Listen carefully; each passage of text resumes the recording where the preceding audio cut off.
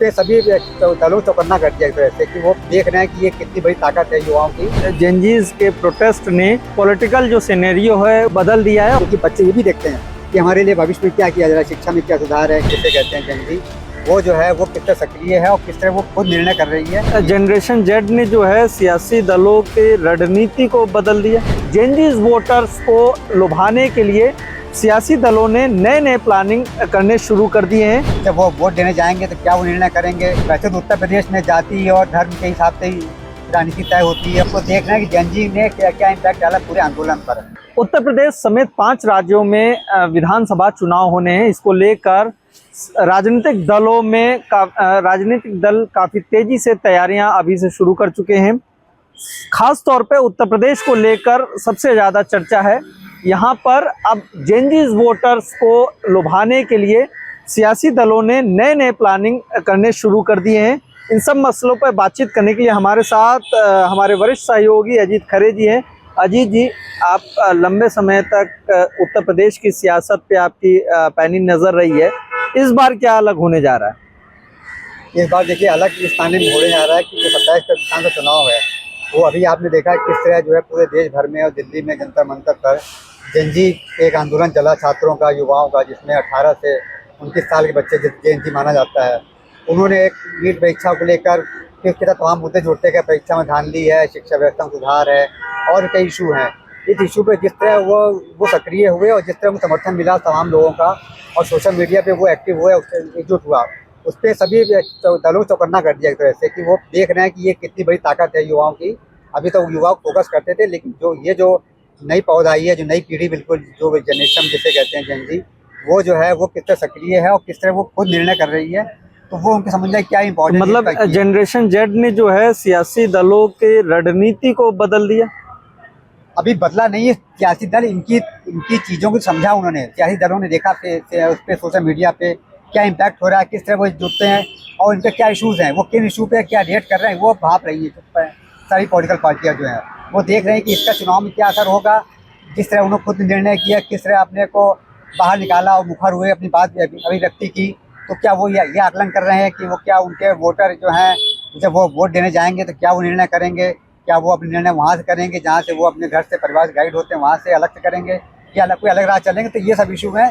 इन्हीं सब दलों को, इन्हीं सब मुद्दों को लेकर जो दल जो चौकन्ने हैं और वो अपनी रणनीति में बदलाव करने जा रहे हैं। किस तरीके के बदलाव आप देख सकते हैं कि आने वाले चुनाव को लेकर ये राजनीतिक दल कर सकते हैं? और ख़ास तौर पे हम अगर जब बात करें भाजपा की और उत्तर प्रदेश में जैसे समाजवादी पार्टी है, दोनों के बीच में आमने सामने की टक्कर होती है। देखिए यहाँ तक बहुत 5 आदमी चुनाव पहली छमाई में होने साल अगले साल छमाई 26-27 में, लेकिन आप सबसे महत्व और सबकी निगाह तो उत्तर प्रदेश पे लगी हुई है।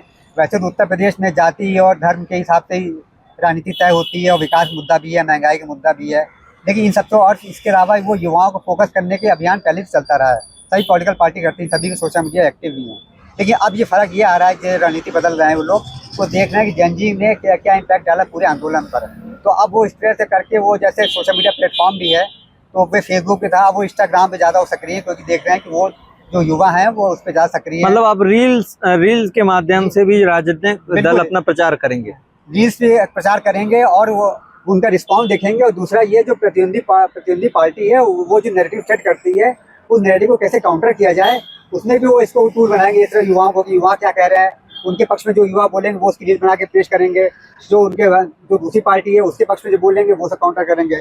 इस तरह से वो टूल तरीका अपना रहे हैं और उन्होंने इसलिए तैयारी भी शुरू कर दी है। आपको बताएं कि जैसे भारतीय जनता पार्टी है, उनके भी फेसबुक पे लाइक्स काफ़ी बढ़ गए हैं और कभी 1-1.5 लाख उनका वो एक महीने के अंदर हो गई, फॉलोअर्स बढ़ गए हैं। इसी तरह समाजवादी पार्टी भी सक्रिय है, वो भी कर रही है, बीएसपी और कांग्रेस भी कर रही है, सभी पॉलिटिकल पार्टी कर रही है। लेकिन इनको एक आंदोलन जैसे भारतीय जनता पार्टी है, मुख्यमंत्री खुद ही युवाओं के बीच काफ़ी सक्रिय रहे और तमाम चीज़ें एड्रेस करते हैं, जो उनके युवाओं की जो क्या कहते हैं उनकी योजनाएँ जो हैं उसको, चाहे वजीफा का हो, चाहे छात्रवृत्ति हो या और कई चीज़ें हों, वो सब एड्रेस करते हैं इस मामले में। क्योंकि बच्चे ये भी देखते हैं कि हमारे लिए भविष्य में क्या किया जा रहा है, शिक्षा में क्या सुधार है, क्या सहूलतें हमें मिल रही हैं। दूसरी जो विपक्षी पार्टी है, समाजवादी पार्टी और कांग्रेस, जो यहाँ विपक्ष में है, जो गठबंधन बना के चुनाव लड़ने जा रहे हैं, वो अपनी अलग रणनीति बना रहे हैं किस तरह हम जेनजी को एड्रेस करें और उनके बीच जाएँ। तो वही समाजवादी पार्टी जो है वो एक जन संवाद, एक अभियान शुरू करने जा रही है, जिसमें वो फोकस करेंगे। हालांकि समाजवादी पार्टी एक वैसे भी विजन इंडिया नाम से प्रोग्राम चला रही है, कई बड़े शहरों में, बम्बई, दिल्ली, कई जगह किया उन्होंने, और वो वहाँ भी वही इशू उठा रहे हैं जो पहले से उठा रहे थे, लेकिन अब वो फोकस इन्हीं सब मुद्दों पर है। तो जाहिर सी बात है कि पूरे उत्तर प्रदेश में सभी पॉलिटिकल पार्टियों का भी ये उद्देश्य रह गया है, और आने वाले आप दिनों में देखें कि कैसे वो बदलाव कर रहे हैं। क्या उनका जनजी को लेकर उनका आकलन था, और उसको लेकर तैयारी शुरू की है, उन्होंने अपनी टीम भी बनानी शुरू कर दी है। अब आप देखेंगे उनका जो वार रूम होगा, बीजेपी का हो या कांग्रेस का हो या सपा का हो या बसपा का हो, सभी पार्टी का वार रूम बहुत हाईटेक होगा, और वो उसमें ऐसे लोगों को भी भर्ती करेंगे जो इस मामले में बिल्कुल टेक्निकल सेवी हुए, और जो यूथ है उनको भर्ती करेंगे, वो क्योंकि वो ज़्यादा बेहतर चीज़ें समझ पाते हैं, काउंटर कर पाते हैं। कुल मिला के अब फोकस जो है वो यूथ पर पहले भी था, लेकिन अब पूरी तरीके से शिफ्ट होते नजर आ। कुछ वोटर्स का आंकड़ा अगर आप बता सकें। देखिए, अभी जो SIR हुआ उसके बाद तो आप समझिए कि 18-19 साल के तो करीब 17-18 लाख वोटर निकल के आए हैं, और अगर माने जेनजी की जो परिभाषा है उसके हिसाब से तो 14 से 29 साल तक के बच्चे जो माने जाते हैं उस एज ग्रुप में, उसमें मान लीजिए 30 करोड़ से ऊपर ही होंगे जो वोटर हैं। वोटर तो हाँ, वोटर्स कम ही होंगे। अगर 18 मानेंगे तो 18 से 19 के बीच में जो है 29 के बीच में जो है आप करीब 3 से ऊपर करोड़ के वोटर होंगे। तो ये बड़ी संख्या है कि 3 करोड़ वोटर जो हैं जो इस कम एज ग्रुप के हैं, युवा हैं, उनको कैसे हम लुभाना है। तो जाहिर सी बात है कि इसको मेन फोकस किया जाएगा। और दूसरी बात यह है कि पॉलिटिकल पार्टियों की ये भी शंका है, सशंकित है इस बात से कि वो जैसे आपके घर परिवार में जो वोट देने जाता है, तो जाहिर बात एक ही परिवार वोट एक ही जगह पड़ते हैं, तो उनको ये भी शंका है कि युवक, चूँकि छात्र युवा अपने खुद निर्णय कर रहे हैं, यहाँ जंतर मंतर भी आए तो तमाम लोगों ने विरोध अपने घर के जेल का उसके बाद आए, तो उनको ये भी चिंता है। तो उसको भी काउंटर करने के लिए, उसको भी अब समय रहते उसकी जो सुधारा जाए, उसके भी कोशिशें शुरू हुई हैं। तो समय रहते सुधारा जाए। और ये जेनजीज के प्रोटेस्ट ने पूरी तरीके से पॉलिटिकल जो सिनेरियो है वो भी काफ़ी हद तक बदल दिया है। और अब आने वाले चुनाव में खासतौर पे जो उत्तर प्रदेश, उत्तराखंड, पंजाब, गोवा जैसे राज्यों में जो चुनाव होने हैं,